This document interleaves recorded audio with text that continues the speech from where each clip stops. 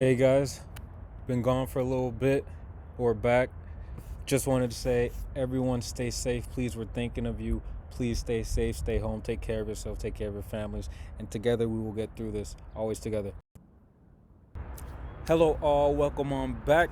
Today, we're starting a new series with ToroFoot called Classic Sides, where we take a look at some of the classic sides in history, international or club. And today, the choice is international Spain.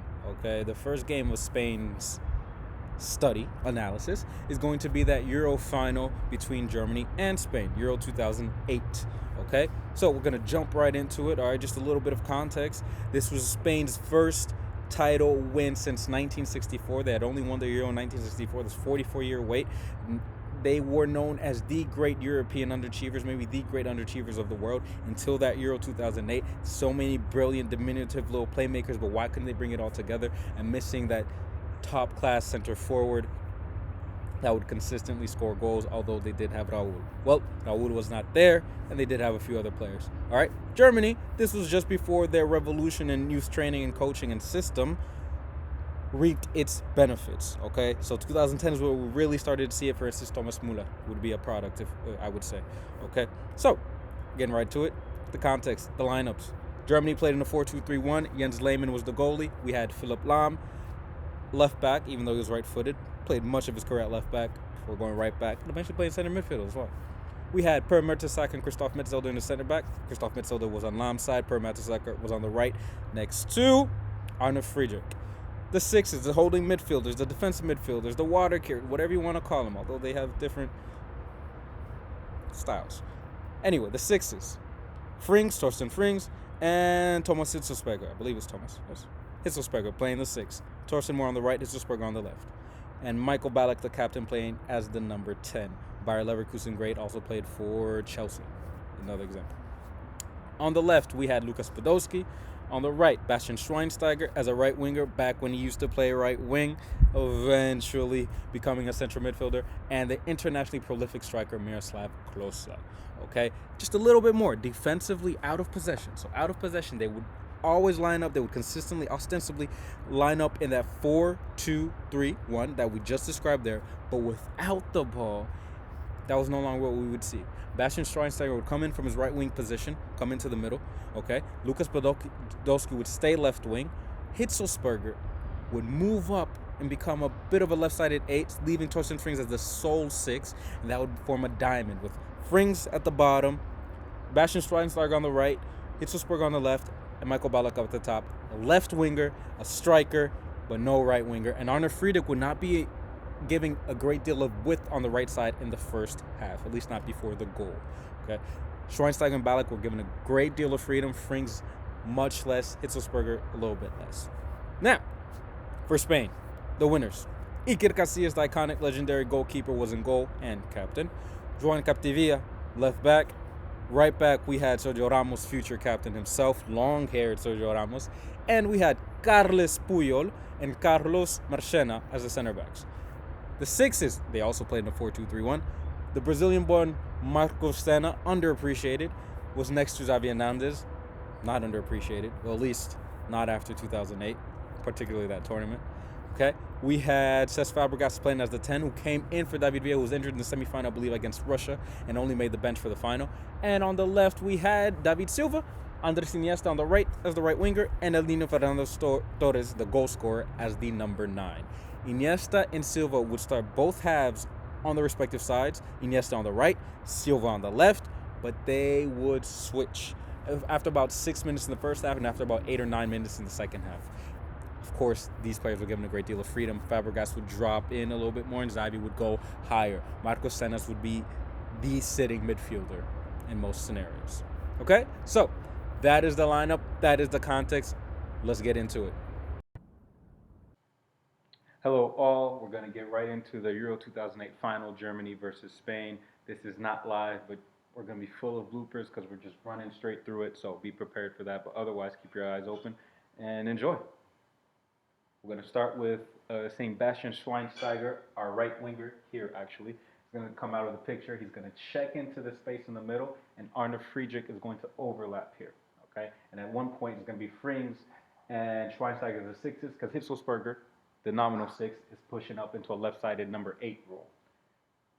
The chance here, or the cross, is going to come through bringing numbers to the left side, so having the left back, the left winger, the left-sided 6, and the number 10 all on the left.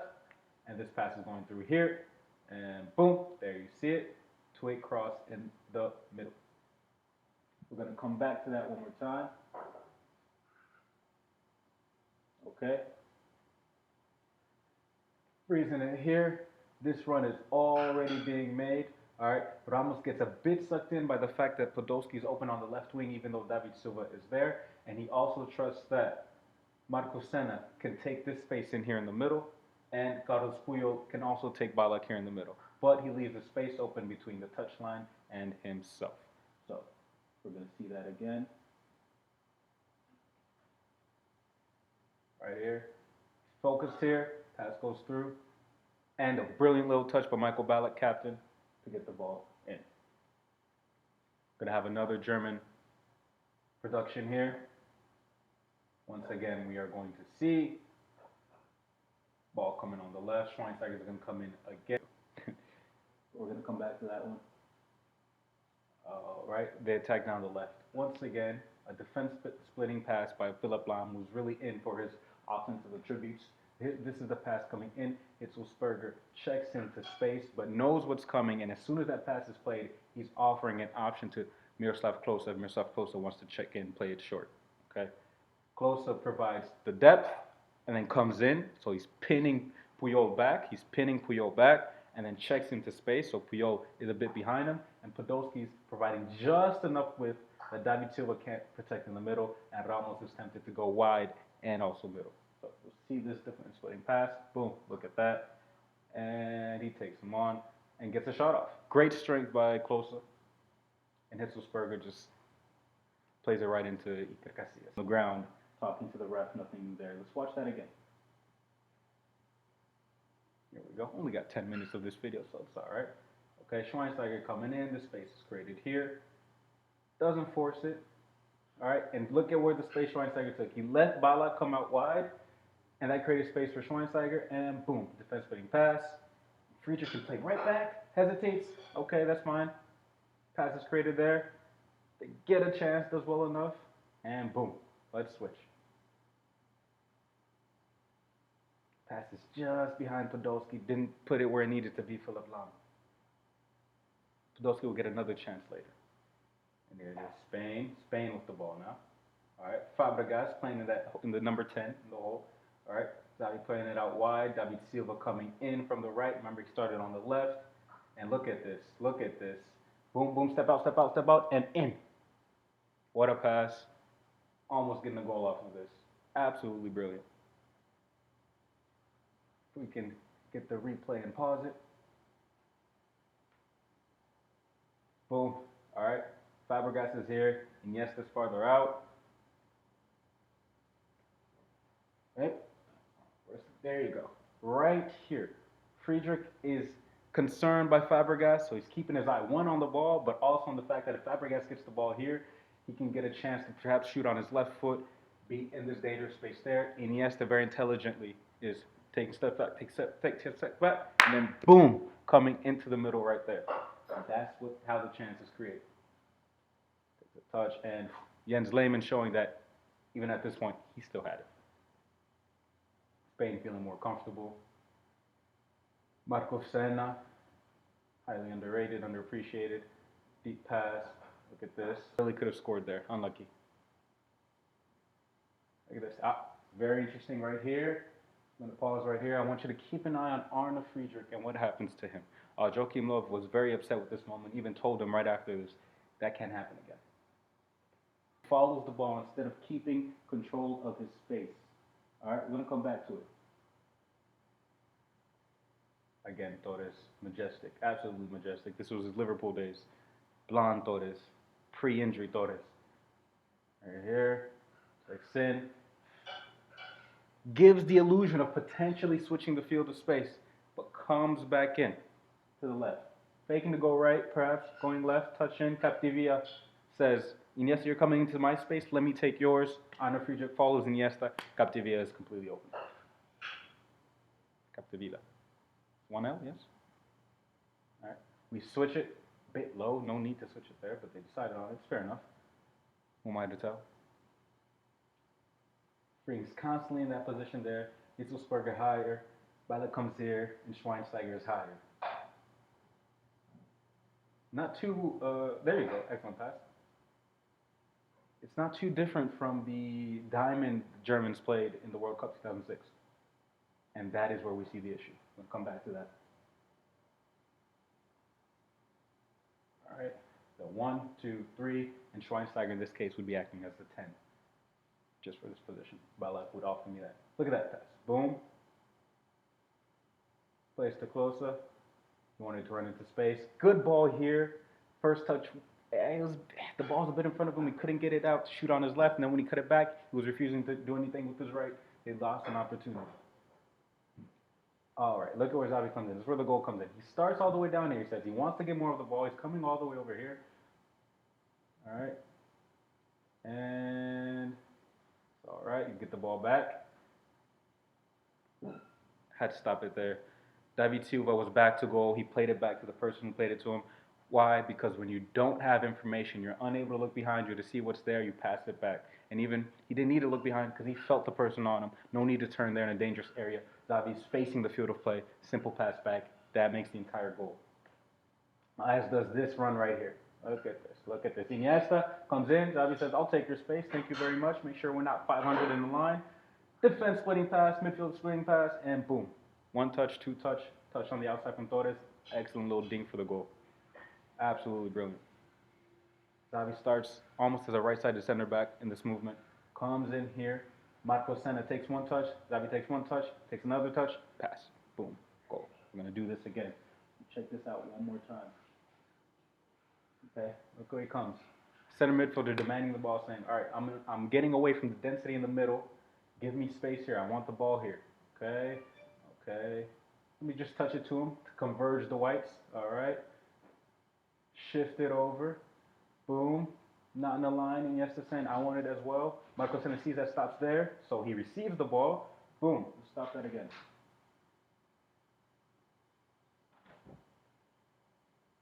Look at what Iniesta does. He starts moving away, so Schweinsteiger moves away. And that creates space for Marco Senna here. This man does not come up here because he's making the run there. And then you will also see lack of communication as the midfielder talks to his other partner, hey, are you getting him? Neither of them got Xavi there. Pointing, then he points, no. Boom, the 2 6s were eliminated, and it's a wrap, 1-0. At this point, in this period, Torres was absolutely irrepressible. Those vertical passes are dangerous. When you can get them, they're excellent. That's why you so rarely do them, because defenses want to stop that vertical pass. That's why diagonal passes are the perfect compromise between lateral and vertical. Ramos, very low in this game as a right back. Okay, this was before we started. Before we started seeing the Carvajals and Albas really attacking. Look at that pass from Marchena. Look at this. Absolutely brilliant. Oh, this would be perfect to finish. One more time. We got to see it. One more time. We have to see it.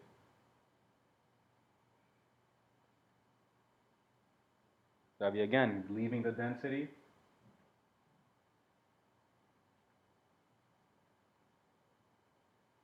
Creating a little bit of width. Boom, cutting it through. Iniesta coming to the left, playing very close. And David Silva with an excellent run at the back post. Here we go. Now, Germany chasing the game now. This is the second half. Look at this. That's where it missed right there. Just that little bit of quality. Just that little bit of quality. We're going to see a similar pass later on. And then excellent. Excellent. One more time. We're going to see that. Watch as Fabregas holds onto the ball. Let's see Iniesta run. Uses him as a dummy. And then passes it into a different space. And the little croquetas by Andres Iniesta.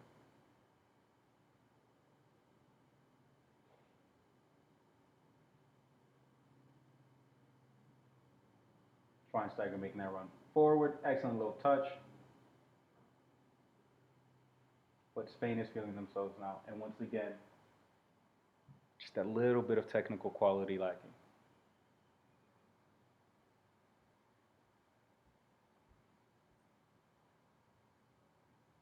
Willing to go long, Spain, at this point, still, particularly when you have Fernando Torres providing it. Now the width is provided. Look at 1 through 3. Marcel Janssen has come in for Philip Lahm at the end of the half. Look at that deep pass. Schweinsteiger in the middle again. Couldn't find where to go. Friedrich finally providing space and overlapping on the right. Rarely got this high in the first half. Just could not pick out the cross as Ramos did. And look at that.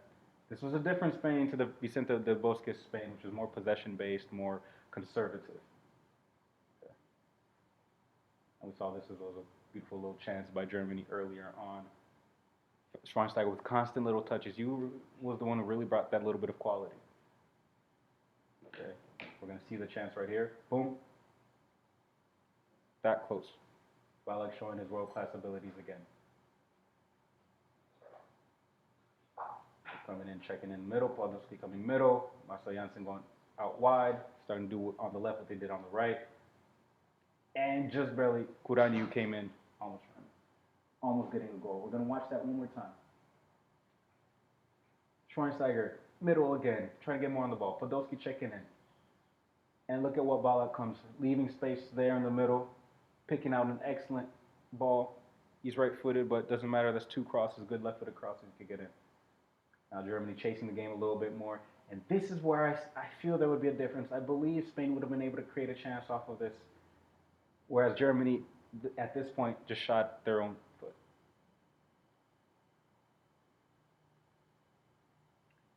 I really want to pick out the next few scenes here as Germany starting to drop concentration, stereotypically against what we expect from them. Look at this, completely onside.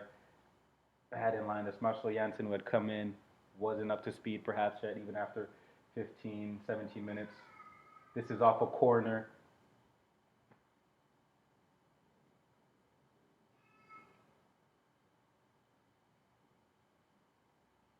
And look at this run. Excellent, waiting for the run to stop. This is just brilliant. Going to watch that again. Right here. Look at this. Held on to the ball. He's worried that Cazorla could go on the right side. He can go in the middle because Cazorla is 2-footed. Absolutely brilliant. Waiting for Iniesta's run from deep. Boom, takes the touch in there. And look at that. Little scoop shot. Little scoop shot. Disguised shot as he opened his body to potentially pass it left to Torres. Little scoop shot that Lehmann saves well. Staying big. Okay. Now just a little bit of Sergio Ramos here. Look at this. Classic Ramos. Oh, did you say free kick? Right? Free kick? Oh, no, it's a throw-in? Okay, I'm sorry. All right.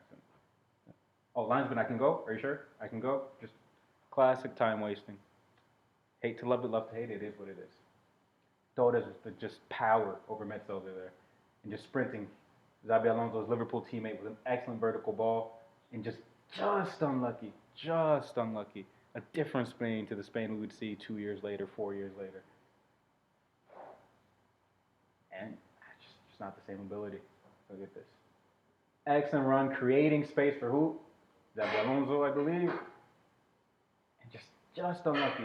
This was a Spain that would get one goal, would try and go and get another, and try and go get another, and try and go and get another. Not that Spain that would possess the ball for 60 minutes, wear the opposition down, bring in wide forwards, wingers with speed and pace, and then get that goal. Or that would score and just hold on to that goal. Not through defensive tactics, but by simple possession. Now look at this. The Brazilian flair. There it is. He finally gets to show a little bit of it. Look at this. Oh, absolutely brilliant. Excellent timing. And this would be the goal that deserved the goal. Spain deserved the goal. Senna deserved the goal. That is the perfect time to bring in that little bit of brilliance. Let's see it one more time. One. Now I'm cutting in. Again, a little hesitation and picking the right time to give the ball. An excellent pass here. Unselfish to try to finish. And Giza put it a little bit in front. Michael Senna wanted to check back. It's just miscommunication there. Okay? Oh, let's see that one again. You did get to see the brilliant technique by this young man. Okay? Just forces it here. And look at this little touch. Oh. Delectable. The header was excellent as well. Let me be intelligent. Look at this. Keep the position here. And just let me forget again that he made the run right here. Boom. Our fullbacks, German fullbacks, were not ready. It was just constant movement. Look at this. Just constant movement by Spain. The difference between Spain in the first half and second half was confidence. Was that after that goal, the confidence went up. They still had the technical ability, but they played so much better. Look at that. Stays there. Alonso knows what space to take. That's another that deserved the goal. So, I hope you enjoyed our look at the 2008 Euro final. Germany 0, Spain 1 in Austria, Switzerland. Brilliant. It was the beginning of Spain's dominance in terms of titles, but it was really the culmination of years of underachievement. And then, boom, those playmakers all came together, were excellent. They stopped playing with 3 strikers, the Raul, David Villa, Fernando Torres, to moving to 2 strikers, and then David Villa injured in the semi-final, Fabregas coming in, to 1 striker, and then as we would later on see, no strikers, inspired by Barcelona. All right, hope you enjoyed it. Little lesson plan there. See you next time. And obviously, don't forget to scan and hit the subscribe button.